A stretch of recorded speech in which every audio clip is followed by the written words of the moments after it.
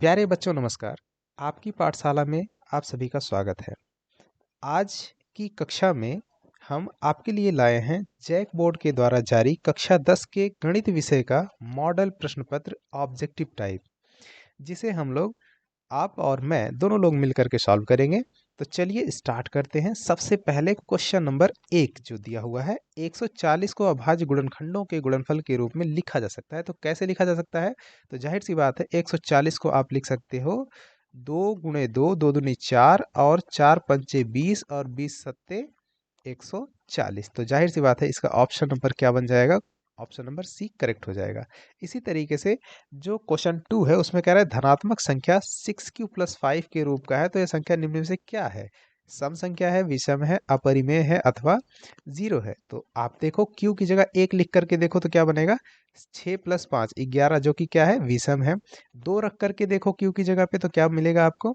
6 दूनी 12, 5 17, 17 भी क्या है? विषम है। यानी कि q की जगह पे 1 2 3 4 ऐसे ही, यानी प्राकृतिक संख्या रखते जाइएगा तो आपको एक विषम संख्या ही हमेशा मिलेगी। तो इसका ऑप्शन जो क्वेश्चन नंबर 2 का ऑप्शन है बी, ये सही हो जाएगा। इस तरीके से हम लोग इन प्रश्नों का आंसर करते हैं। चलिए बढ़ते हैं आगे क्वेश्चन नंबर 3 की तरफ। जरा देखो, 5 + 2√3 किस प्रकार की संख्या है? तो जल्दी से आप इसका आंसर तुरंत बताइए। ये कैसी है? ये अपरिमेय संख्या है, ठीक ना? जहां पर भी अपरिमेय संख्या नजर आए वो समझ जाइए कि आप जो है ये अपरिमेय है, क्योंकि √3 अपरिमेय है। 2 से मल्टीप्लाई करने पर भी वो 2√3 भी अपरिमेय बनेगी और कुछ ऐड करने पर भी वो अपरिमेय ही बन जाती है। सो ऑप्शन नंबर सी इसका करेक्ट हो जाएगा। अगला क्वेश्चन है क्वेश्चन नंबर 4। दो धनात्मक पूर्णांक a तथा b दिए रहने पर अद्वितीय पूर्ण संख्या q तथा r विद्यमान है, तो निम्न में से कौन सा कथन सत्य है?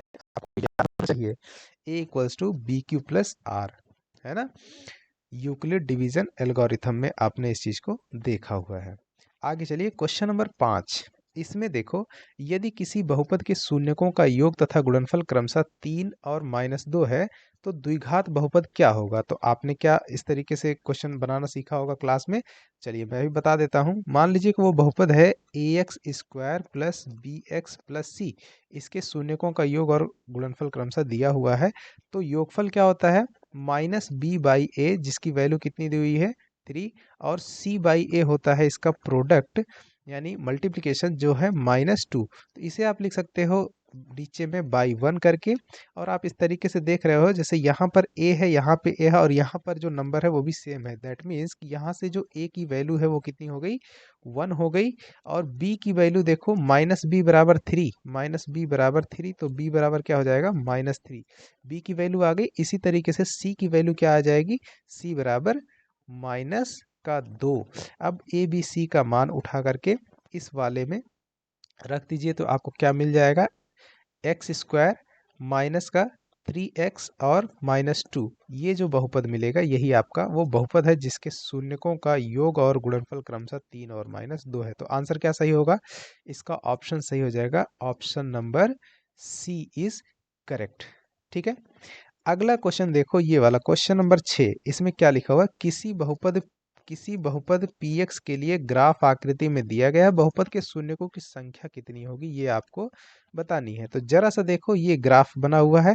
शून्यकों की संख्या वो होती है कि कोई ग्राफ x अक्ष को जितनी जगह काटता है उतने उसके शून्यक होते हैं। तो मैंने रेड डॉट से आपको दिखाया हुआ है, तो आप देख करके तुरंत उत्तर जान गए होंगे कि इसके शून्यकों की संख्या कितनी है? 3 है। सो ऑप्शन नंबर डी सही हो जाएगा। आगे चलिए, बहुपद 4u² + 8u का शून्यक क्या होगा? तो आपको पता होना चाहिए इसकी डेफिनेशन कि बहुपद का शून्यक क्या होता है।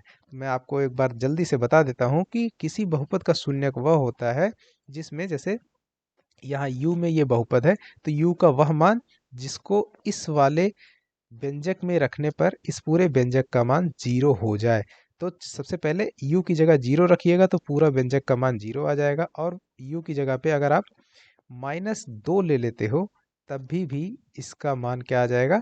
0 आ जाएगा। इसका मतलब है कि 0 और -2 दोनों ही दिए गए बहुपद के शून्यक हैं, इसलिए ऑप्शन नंबर डी आपका करेक्ट हो जाएगा। निकालेंगे कैसे? तो सिंपल सा बात है, 4u² + 8u = 0 करके लिख देंगे। तो यहाँ से 4u कॉमन ले लीजिएगा, तो u + का 2 = जीरो, सो यहाँ से 4u बराबर जीरो, 4 तो जीरो हो नहीं सकता, तो u बराबर जीरो आएगा और दूसरा वैल्यू क्या आएगा, u बराबर -2। ऐसे निकाला जाता है। लेकिन ऑब्जेक्टिव क्वेश्चन में बहुत ज़्यादा आपको इस तरीके से कैलकुलेशन करने की ज़रूरत नहीं है, बहुत सारा मेंटल कैलकुलेशन यानी कि ओरल कैलकुलेशन ही हम लोग कर लेते हैं, लिखने की ज़रूरत नहीं पड़ती है। सिंपल सा, चूँकि बेसिक बेसिक कॉन्सेप्ट वाले क्वेश्चन रहते हैं, कॉन्सेप्चुअल क्वेश्चन रहते हैं, ठीक है ना। चलिए क्वेश्चन नंबर 8 को देखो। रैखिक समीकरण युग्म दिया हुआ है ये, इसमें कंडीशन दिया हुआ है कि a1/a2 बराबर b1/b2 बराबर c1/c2 है। तो ऐसी दशा में ये निम्न में से सही कथन चुने, तो इसका सॉल्यूशन क्या होगा। जाहिर सी बात है, ऐसा जब होता है किन्हीं दो रैखिक समीकरण युग्मों के लिए, दो चर वाले, तो उनमें ये जो रेखाएं होती हैं ये समपाती रेखाएं निरूपित करता है। समपाती रेखाएं निरूपित करने का मतलब ये है कि इसके जो नंबर ऑफ कॉमन पॉइंट्स मिलते हैं यानी हलों की संख्या मिलती है वो होती है अनंत। कितने हल होते हैं, अनंत हल होते हैं, या इसी को कहते हैं हम लोग कि अनेक हल हैं। अनेक या अनंत मतलब एक से अधिक। तो ऑप्शन क्या हो जाएगा आपका, ऑप्शन नंबर बी करेक्ट हो जाएगा। इससे जुड़े हुए और भी सारी बातें होती हैं, आपने देखा होगा। एक होता है कि a1/a2 बराबर है b1/b2 के और बराबर है c1/c2 के।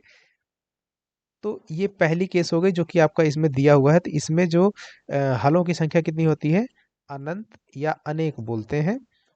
और इस ये जो रेखाएं होती हैं वो कैसी होती हैं, समपाती होती हैं।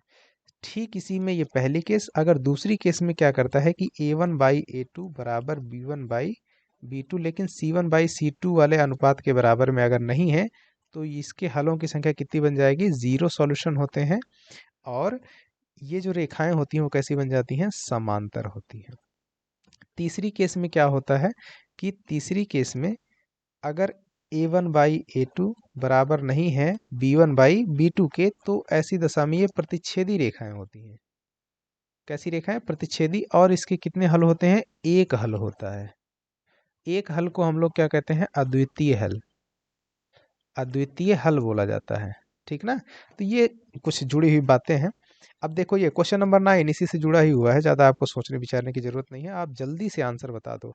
इसमें कैसे करोगे, तो ये देखो 6 है, तो 6 बटे में इधर वाला 3, तो कितना आया 2।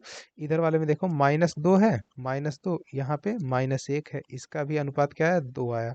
उसके बाद यहाँ पे 9 है, 9 और बटे में ये है 12, तो यहाँ पे देखो वैल्यू कितनी आएगी, 3 त्रिक 9 और 3 चौके 12, है ना। तो इस तरीके से आप देख पा रहे हो कि ये अनुपात तो बराबर हैं, यानी कि a1/a2 बराबर है b1/b2 के, लेकिन c1/c2 का जो अनुपात है उसके बराबर नहीं है। और ये केस कौन सी वाली है, अभी देखो ऊपर हमने आपको बताया था, ये दूसरे नंबर वाली केस है, ये वाली। तो ऐसी दशा में जो रेखाएं होती हैं इनका ग्राफ कैसी रेखाएं निरूपित करता है, तो समांतर रेखाएं निरूपित करता है। आंसर क्या हो जाएगा, बी। तो ये छोटे छोटे जो कॉन्सेप्ट हैं आपको, ये जब आप चैप्टर पढ़ाया जा रहे थे उस टाइम पे आपको याद होने चाहिए। अब जैसे क्वेश्चन नंबर 10 में है, तो इसको दो तरह से हल कर सकते हो, चाहे इन दोनों समीकरणों को सॉल्व करके, चाहे तो इनमें जो वैल्यू दी हुई है इनको बैठा करके आप देख सकते हो।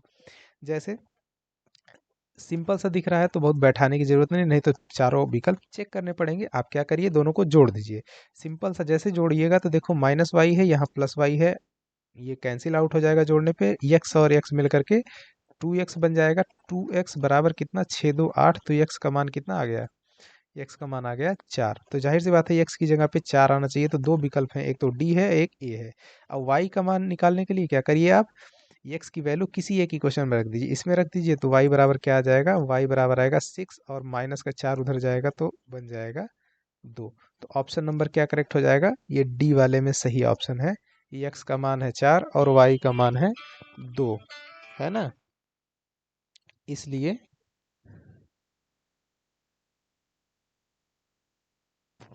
तो इसलिए हमारा ऑप्शन नंबर डी सही हो जाएगा।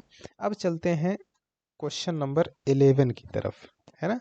निम्नलिखित में से कौन सा द्विघात समीकरण है, बहुत ही सिंपल तरीके से आप जान सकते हो। वह व्यंजक निकालो जिसमें वह समीकरण जिसमें क्या हो, उसकी डिग्री 2 होनी चाहिए। तो आपको वही पता कर लेना है जल्दी से कि कौन से वाले में डिग्री 2 होगी। जैसे देखिए x into x x square, यहाँ से ये दोनों कट जाएगा, ये तो नहीं होने वाला। इसमें देखो एक्स स्क्वायर इस तरफ तो आने वाला है और इधर एक्स स्क्वायर नहीं, इसका मतलब सी वाला ही ऑप्शन सही हो जाएगा। इसमें डिग्री 2 मिलेगी, यही आपका द्विघात समीकरण बनेगा, बाकी सब में नहीं होने वाला है। क्वेश्चन नंबर 12 देखो, द्विघात समीकरण दिया हुआ है, इसके मूलों की प्रकृति ज्ञात करनी है। तो मूलों की प्रकृति ज्ञात करने के लिए आपको विविक्तिकर निकालना पड़ेगा। विविक्तिकर कैसे निकालते हैं?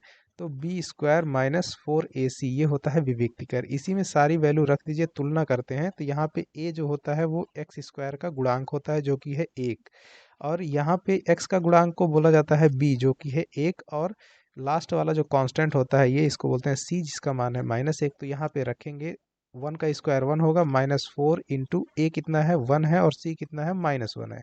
तो ये बन जाएगा 1 + 4 यानी कि 5। ये जो है धनात्मक है। विविक्तिकर का मान जब धनात्मक होता है तब उसके मूल कैसे होते हैं? वास्तविक और असमान, यानी वास्तविक और भिन्न भी बोलते हैं या वास्तविक और समान बोला जाता है। तो ऑप्शन नंबर ए आपका है वास्तविक और असमान, ये सही हो जाएगा। ठीक यही चीज देखो, कह रहा है कि ये जो समीकरण है द्विघात समीकरण, इसके दो भिन्न वास्तविक मूल होंगे। अभी यही यही क्वेश्चन है, देखो भिन्न वास्तविक मूल होंगे तो जाहिर सी बात है क्या होना चाहिए?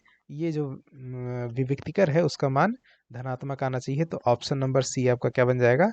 सही हो जाना चाहिए।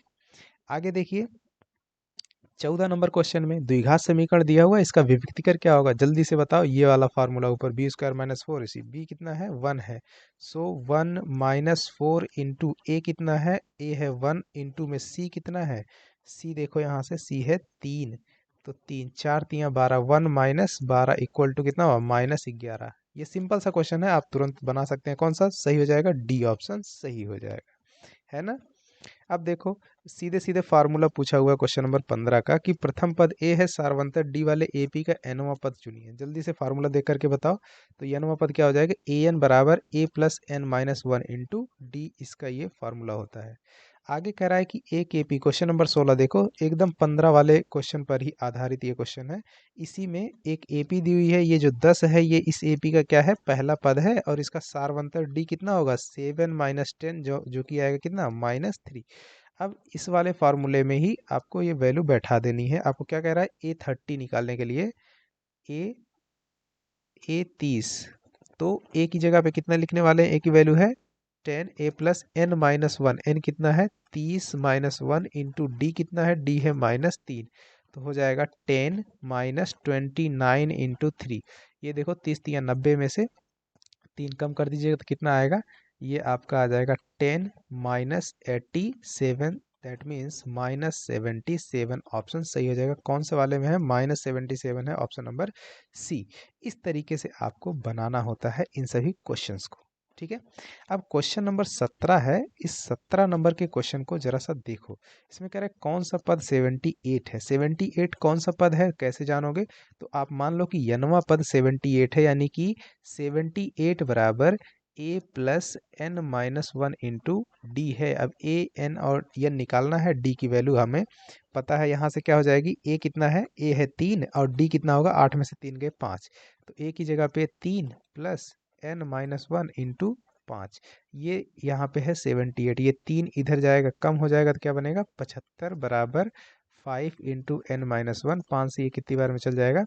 15 × 5 = 75, यानी कि 15 equals to n minus 1। So n बराबर कितना हो जाएगा? 16, यानी कि 16वां पद जो है वो आपका क्या है? 78 है। तो ऑप्शन क्या करेक्ट हो जाएगा? Option number B. आगे देखो कह रहा है क्वेश्चन नंबर 18 में समरूप त्रिभुज की संगत भुजाएं क्या होती हैं? समरूप त्रिभुज की संगत भुजा कह रहा है। संगत भुजा कहेगा तो संगत भुजाएं क्या होती हैं? समानुपाती होती हैं। लेकिन अगर यहीं पे संगत कोण कह देता तो ऑप्शन सही हो जाता ए वाला, बराबर, ठीक है। तो संगत भुजाएं कैसी होती हैं? समानुपाती। क्वेश्चन नंबर 19 जरा देखो, इसको देख करके तुरंत आंसर बता सकते हो। कि कह रहा है दो त्रिभुज समरूप होते हैं, तो आपको पता होना चाहिए समरूप त्रिभुजों के जो क्षेत्रफल होते हैं उनका अनुपात जो है उनकी संगत भुजाओं के वर्गों के अनुपात के बराबर होता है। तो इनकी संगत भुजाएं 4:9 में है, तो इनका जो क्षेत्रफल हो जाएगा इनके वर्गों के अनुपात के बराबर, यानी 4 का स्क्वायर और 9 का स्क्वायर। तो 16:81 हो जाएगा। ऑप्शन नंबर डी सही हो जाएगा, ठीक है ना डियर। अब जरा देखो क्वेश्चन नंबर 20। एक त्रिभुज है ए बी सी जिसमें ए बी 6√3 है, ए सी 12 सेंटीमीटर और बी सी 6 सेंटीमीटर है। तो कोण बी कह रहा है। कोण बी के लिए आप जरा ध्यान दीजिए, कोण बी है बीच में, ये देखो बीच में है ना। जाहिर सी बात है, एक त्रिभुज इस तरीके से बना हुआ है, यहाँ पे ये बी वाला है, यहाँ कहीं पे ए है, ये है सी, है ना। तो इस त्रिभुज में आपको कोण बी कह रहा है कि कितना होने वाला है। ऐसा क्वेश्चन जब भी दिखा रहा है तो आप तुरंत जो है पाइथागोरस प्रमेय का जो विलोम होता है उसको अप्लाई करके चेक करेंगे। तो आप देखेंगे कि यहाँ पे 12 का स्क्वायर करने पर आपको 6 का स्क्वायर प्लस 6√3 का स्क्वायर करके जोड़ दीजिए तो इसके बराबर आ रहा है।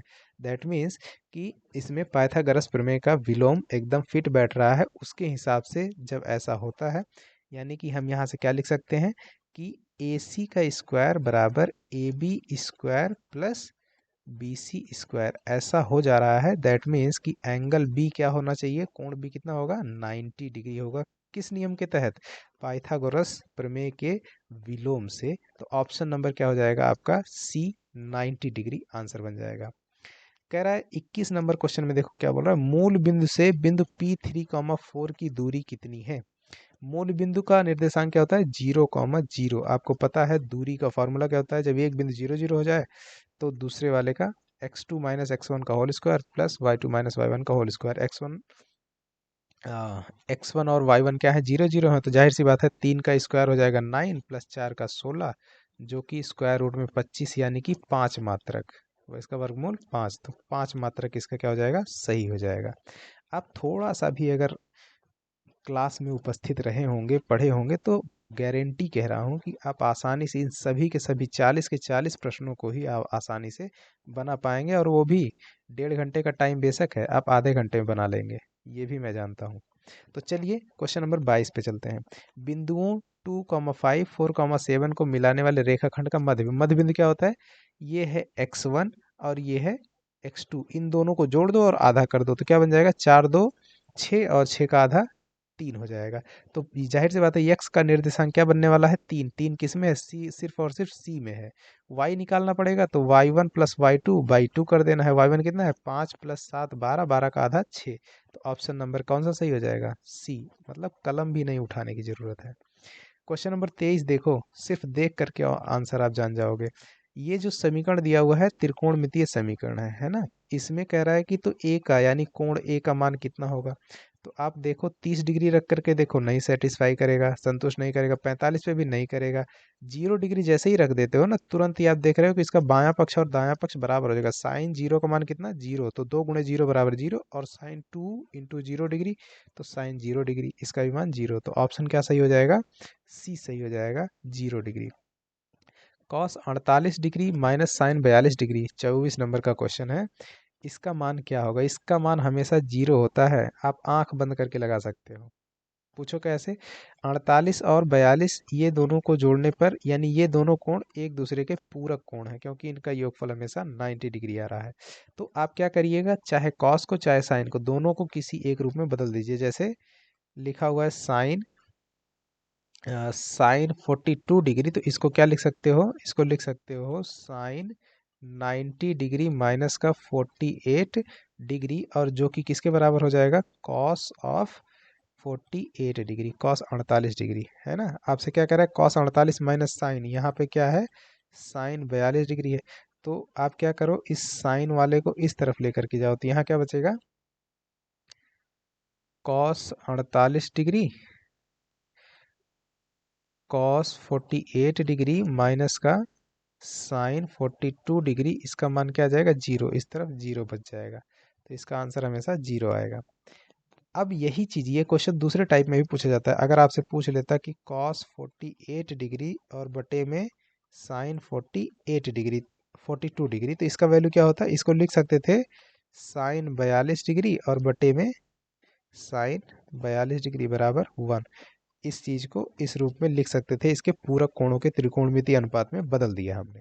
ठीक है, अब क्वेश्चन नंबर 25 देखो। इसको, ये दिया हुआ है आपका, क्या दिया हुआ है, इसमें कह रहा है कि इसमें कह रहा है आपसे 25 नंबर क्वेश्चन, है ना, ये रहा। ठीक है। तो 25 नंबर में कह रहा है साइन ए का मान दिया हुआ है। साइन ए होता क्या है, लंब बटे कर्ण। यानी ये जो 3 संख्या है ये क्या है, लंब है, और 5 क्या है, कर्ण है। जबकि कॉस ए का मान उसी कोण के लिए कॉस क्या होता है, आधार बटे कर्ण। तो देखो लंब 3 है, ये रहा एक समकोण त्रिभुज, इसमें अगर ये 90 डिग्री है, ये आपका लंब है, ये 3 है, ये कर्ण है, ये 5 है, तो जाहिर सी बात है ये 4 होगा। आधार कितना हो जाएगा, 4 हो जाएगा। तो कॉस बराबर क्या हो जाएगा, आधार बटे कर्ण, यानी 4/5। ये तुरंत आंसर आपका कौन सा सही हो जाएगा, बी वाला ऑप्शन सही हो जाएगा। धरती पर एक मीनार ऊर्ध्वाधर खड़ी है। धरती के एक बिंदु से जो मीनार के पाद बिंदु से 15 मीटर दूर है, मीनार के शिखर का उन्नयन कोण 60 डिग्री, तो मीनार की ऊंचाई बताओ। देखो ये हाइट एंड डिस्टेंस का क्वेश्चन है, लेकिन सिंपल सा है। ये देखिए आपकी जमीन है, ये आपकी मीनार हो गई, है ना। ये मीनार का नाम हमने दे दिया ए बी, और यहाँ पे कोई बिंदु है पी, बी से पी, देख रहे हैं ना, बिंदु बी जो शिखर है मीनार का, उसका उन्नयन कोण बिंदु पी पे कितना है, आपको दिया हुआ है 60 डिग्री दिया हुआ है। और क्या दिया हुआ है, ये जो दूरी है ए से बिंदु पी की, ये है 15 मीटर दूर है।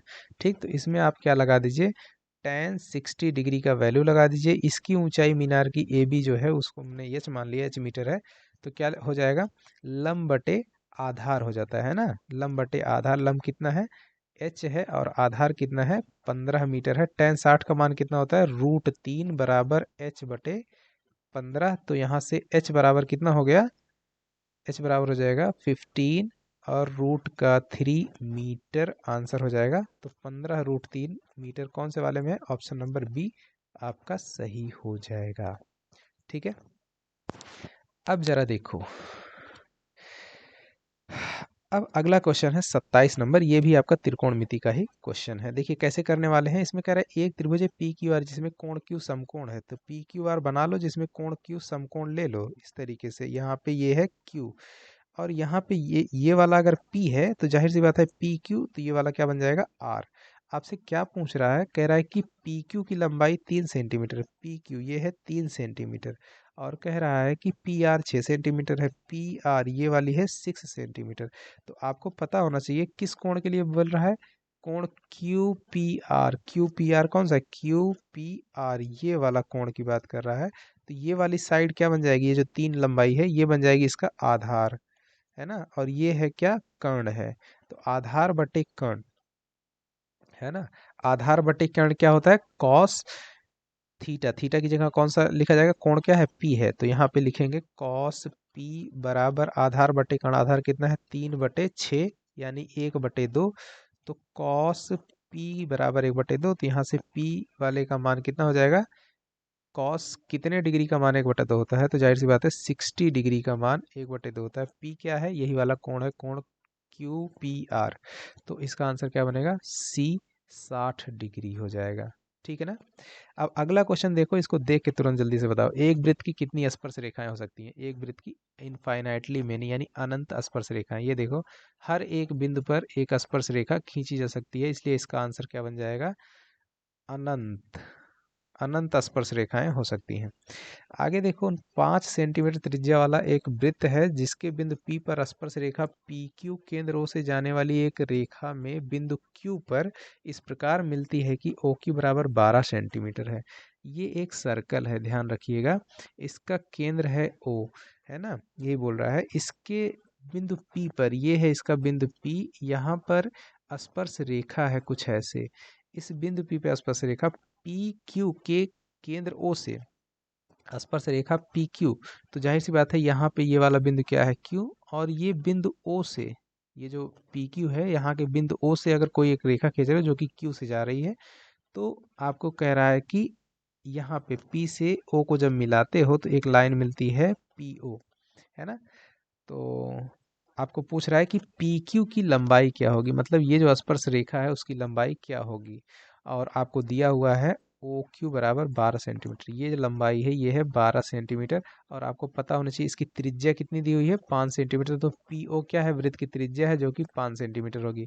और एक बहुत ही बढ़िया सा कॉन्सेप्ट है जो इसमें यूज होगा, वो ये कि किसी वृत्त की स्पर्श रेखा और त्रिज्या ये दोनों एक दूसरे पे क्या होती हैं, परपेंडिकुलर होती हैं। और कौन सी जगह पे, स्पर्श बिंदु पर।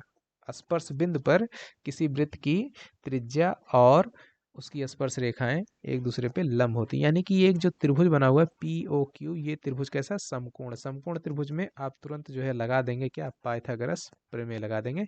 तो ये देखो, ये 5 है, ये 12 है, तो ये वाली PQ कितनी बन जाएगी, 5 12 तो 1 बन जाएगी। ये देखिए PQ बराबर रूट के अंदर में ये सबसे बड़ी भुजा है, कितनी है, 12, 144, इसका स्क्वायर माइनस का 50 25, तो कितना बन जाएगा, रूट के अंदर में 119, 119 रूट के भीतर में 119। तो आंसर कौन सा सही हो जाएगा, डी वाला सही हो जाएगा, है ना। ये जो 12 सेंटीमीटर है ये इसका कर्ण बन जाएगा, है ना, ये इसका लंब है और ये इसका आधार बन जाएगा। करेक्ट। तो आप पाइथागोरस प्रमेय लगा दीजिएगा तो ये आएगा 119 रूट के भीतर में। अगला क्वेश्चन है, देखिए क्वेश्चन नंबर 30। TPTQ केंद्र O वाले किसी वृत्त पर दो स्पर्श रेखाएं हैं, किसी वृत्त पर। तो ये देखिए हमने एक वृत्त बना दिया, इस पे TP और TQ दो स्पर्श रेखाएं हैं, है ना। तो दो स्पर्श रेखाएं हम यहाँ पर बनाते हैं इस तरीके से, TP और TQ। ये है TP, है ना, TQ, T ये है P और यहाँ पे ये वाला बिंदु है Q, ये है इसका वृत्त का केंद्र O। आप इसको जैसे ही मिला देते हैं P और Q बिंदु को सेंटर O से, केंद्र O से, तो आपको इस तरीके से एक फिगर मिल रहा है। और ये स्पर्श रेखाएं कहाँ से, बिंदु T से खींची गई हैं। आपको POQ जो कोण दिया हुआ है, ये वाला कोण है, ये है 110 डिग्री, ठीक है। और कह रहा है कि PTQ ज्ञात करना है। PTQ मतलब ये वाला जो एंगल है इसे ज्ञात करना है। तो कैसे करोगे, अभी अभी इसके पहले वाले क्वेश्चन में आपने देखा कि किसी वृत्त की स्पर्श रेखा और त्रिज्या स्पर्श बिंदु पर लंब होती है, यानी ये जो कोण बना ये 90 बन गया। इसी तरीके से यहाँ पे ये वाला कोण भी 90 बन गया। तो जाहिर सी बात है, और ये जो पूरा फिगर है यहाँ पे 90 110, ये 90 और ये वाला कोण, ये मिला करके एक चतुर्भुज बन गया। चतुर्भुज के चारों अंतः कोणों का योग 360। तो आप क्या करेंगे, 360 में से इन सभी कोणों के योग को घटा देंगे। 90 90 180, 180 और 110 मिल करके कितना बन जाएगा, ये बन जाएगा आपका 290। 290 को कम कर देना है किसमें से, 360 में से घटा दीजिए। 360 डिग्री में से 290 घटा दीजिएगा तो कितना आएगा, 9 7 16, यानी 70 डिग्री। ऑप्शन नंबर बी आपका सही हो जाएगा। इस तरीके से आपको सोचना है और करना है, ठीक है। अब आगे चलिए, क्वेश्चन नंबर 31 है ना, 31 क्वेश्चन नंबर है। इसमें कह रहा है 60 डिग्री का केंद्रीय कोण है, एक वृत्त है ऐसे, इसका केंद्र है O, इस पे जो है 60 डिग्री का कोण बन रहा है। यहाँ पे कितना बन रहा है, 60 डिग्री। तो कह रहा है 14 सेंटीमीटर इसकी त्रिज्या है, ये 14 सेंटीमीटर है। आपसे कह रहा है इसका त्रिज्यखंड का क्षेत्रफल कितना होने वाला है। तो आपको पता होना चाहिए त्रिज्यखंड का क्षेत्रफल 60 डिग्री बटे 360 इंटू पाई यानी 22/7 इंटू आर स्क्वायर। आर कितना है, 14 गुणे 14। जैसे ही आप इसको कट करेंगे 7 से 2 बार में, और ये 6 से 6 6 36 6 बार में, और यहाँ कटेगा 2 3 6 और 2 से 1 के 2, तो बचेगा क्या, यहाँ 22 और यहाँ पे 14। तो 22 ये बराबर कितना, 22 गुणे 14 और बटे में 3। 22 गुणे 14 करिएगा तो कितना आएगा, इसको मल्टीप्लाई करिएगा तो आपका आ जाएगा 308/3। Option number D, 308/3 centimetre square, ये आपका ऑप्शन सही हो जाएगा, ठीक है। तो छोटा मोटा कैलकुलेशन कुछ ना कुछ तो करना ही पड़ेगा, क्योंकि भाई पूरी बुक के क्वेश्चन है, तो हल्के फुल्के आ जाएंगे। और हर एक चैप्टर से हम देख रहे हैं, हमको लगभग 1 या 2 क्वेश्चन तो नज़र ही आ जा रहे हैं। अब जैसे 32 नंबर वाले क्वेश्चन को देखो, ये भी 31 वाले का एकदम सेम टू सेम है, बस फॉर्मूले में दिया हुआ है। अभी वहाँ थीटा डिग्री की जगह पे 60 अंश दिया था, अभी यहाँ पे 60 की जगह P डिग्री दिया हुआ है। तो इसमें से ऑप्शन कौन सा सही हो जाएगा, तो जाहिर सी बात है ये ऑप्शन नंबर, इसमें भी pi R square into P/360 degree, ये जो ऑप्शन डी है उसमें भी देखो ये सही हो जाएगा, है ना। तो अभी मैंने ऊपर में फार्मूला ये देखो लिखा हुआ है, ये जो फार्मूला लिखा था ना, ये इसी पे ये सेम टू सेम है, बस थीटा की जगह पे क्या लिखा हुआ है, P डिग्री दिया हुआ है। तो आंसर क्या बन जाएगा, ऑप्शन नंबर डी आपका बन जाएगा सही। आगे देखिए 33, दो वृत्तों की त्रिज्याएं दी हुई हैं 19 सेंटीमीटर और 9 सेंटीमीटर, है ना। उस वृत्त की त्रिज्या क्या होगी जिसकी परिधि इन दोनों वृत्तों की परिधियों के योग के बराबर होगी। मान लीजिए कि उसकी त्रिज्या कैपिटल आर है, बड़ा आर, है ना। तो तो जाहिर सी बात है बड़े आर वाले त्रिज्या वाले वृत्त की जो परिधि बनेगी वो बन जाएगी 2πr, और छोटे छोटे वाले की इनकी परिधियां जोड़ दो। 2π मान लीजिए r1 है प्लस 2π और ये है r2, तो 2π सब में कॉमन है तो r बराबर क्या मिल जाएगा, r1 प्लस r2, यानी कि 19 प्लस 9 यानी कि 28 सेंटीमीटर, है ना। तो 28 है, ऑप्शन नंबर बी में है, तो ये सही हो जाएगा। कितना सिंपल सा बिल्कुल कॉन्सेप्चुअल क्वेश्चन है ना। चलिए आगे बढ़िए। सबसे बड़े बांस की लंबाई बताइए जो कि एक 12 मीटर लंबे, 9 मीटर चौड़े, 8 मीटर ऊंचे कमरे में रखी जा सकती है। तो पहली बात तो जो कमरे का डिज़ाइन है, इस डिज़ाइन को आप देखोगे तो ये एक घनाभ के आकार का है, और घनाभ, किसी घनाभ की डिज़ाइन में जो सबसे लंबी लंबाई होती है वो उस घनाभ का विकर्ण होती है। तो सबसे बड़े बांस की लंबाई उसके विकर्ण के बराबर होने वाली है, और विकर्ण की लंबाई क्या होती है, स्क्वायर रूट के भीतर में l square plus b square plus h square. L कितना है, 12 का वर्ग हो जाएगा 144, प्लस बी जो चौड़ाई है वो है 9, 9 का 81 प्लस 8 का 64। इन सभी को जोड़ दीजिए, स्क्वायर रूट निकाल दीजिए, कितना आएगा, तो 4 1 5 4 9 यहाँ बनेगा, और 14 8 6 14 14 14 28 9, इसका स्क्वायर रूट निकल करके आएगा 17। थोड़ा सा आपको याद भी रहना चाहिए, तो ये आंसर बनेगा 17 मीटर। ऑप्शन नंबर बी आपका सही हो जाएगा। थोड़ा बहुत इस तरीके से आपको इतना करना पड़ेगा। अगला क्वेश्चन है 35। एक शंकु की ऊंचाई 12 सेंटीमीटर दी हुई है। ये देखो आपके सामने एक शंकु है इस तरीके से, इसकी ऊंचाई जो दी हुई है वो कितनी है, 12 सेंटीमीटर। इसकी ऊंचाई कितनी है, 12 सेंटीमीटर। आगे कह रहा है इसके आधार का व्यास 10 है, तो आधार का व्यास 10 है तो इसकी त्रिज्या कितनी हो जाएगी, 5 सेंटीमीटर हो जाएगी। आपको याद होना चाहिए, है ना। ये h का वैल्यू है, ये r हो गई है। अब आपको ये तिर्यक ऊंचाई l आपको कह रहा है शंकु की तिर्यक ऊंचाई क्या है, तो जाहिर सी बात है तिर्यक ऊंचाई का फार्मूला क्या होता है, l बराबर रूट के भीतर में h square plus r square. h कितना है, 12 है, यानी 144 प्लस यहाँ पच्छम 25, जोड़ दीजिएगा तो कितना आएगा 169, और इसका वर्गमूल हो जाएगा 13 सेंटीमीटर। तो 13 सेंटीमीटर इसका कहाँ है, आंसर है, यस, ऑप्शन नंबर ए आपका करेक्ट हो जाएगा। इस तरीके से निकाला जाता है। अगला क्वेश्चन है मिट्टी बनाने वाली सॉरी मॉडल बनाने वाली मिट्टी से 24 सेंटीमीटर और आधार की त्रिज्या 6 सेंटीमीटर वाला एक शंकु बनाया गया है ना। एक बच्चे ने इसे गोले के आकार में बदल दिया, तो गोले की त्रिज्या क्या हो जाएगी। जाहिर सी बात है अगर गोले की त्रिज्या कैपिटल आर है तो गोले का आयतन 4/3 पाई आर क्यूब, जो कि इनका वॉल्यूम क्या होगा, नहीं बदलेगा, है ना। एक रूप से दूसरे रूप में जब परिवर्तन होता है तो उसमें हमारा आयतन ही कांस्टेंट बना रहता है, यानी बदलता नहीं है। तो गोले का आयतन किसके बराबर हो जाएगा, जो शंकु वाला डिजाइन है उसके आयतन के बराबर। तो शंकु का आयतन 1/3 पाई आर स्क्वायर एच हो जाएगा। तो यहाँ पे आप देखिए 3 से ये 3 कट जाएगा, पाई से ये पाई कट जाएगा, तो यहाँ बचेगा 4r³ बराबर, यहाँ पे आर स्क्वायर, आर का मान जो है शंकु के आधार की त्रिज्या कितनी है 6 × 6, और हाइट कितनी है 24। तो 4 से ये कटेगा, 4 × 6 = 24। तो आपको दिखा कि आर का मान कितना आ गया 6 सेंटीमीटर। r³ बराबर 6 × 6 × 6, तो r बराबर 6 सेंटीमीटर, राइट। तो यहाँ से ऑप्शन आपका कौन सा सही हो जाएगा, ऑप्शन नंबर सी एकदम सही हो जाएगा। अगला क्वेश्चन देखो सीधा सीधा, ये इस फार्मूले को याद रखिएगा हमेशा, ये आता रहता है।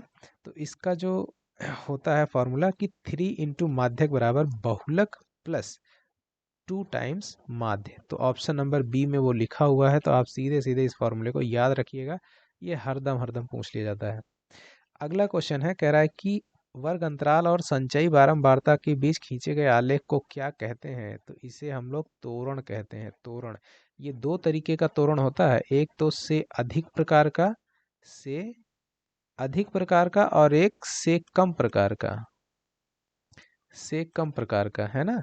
तो ये दोनों भी बनते हैं। से अधिक प्रकार का तोरण कब बनेगा, जब आपके वर्ग अंतराल की निम्न सीमा और संचयी बारंबारता को लेकर के वक्र बनाया जाएगा, तो वो जो वक्र बनेगा उसे हम लोग से अधिक प्रकार का वक्र कहेंगे। और अगर वर्ग अंतराल की जो उच्च सीमा है, उसकी उच्च सीमा और संचयी बारंबारता के साथ में ग्राफ खींचेंगे, तो वो जो ग्राफ कहलाएगा वो से कम प्रकार का तोरण कहलाता है।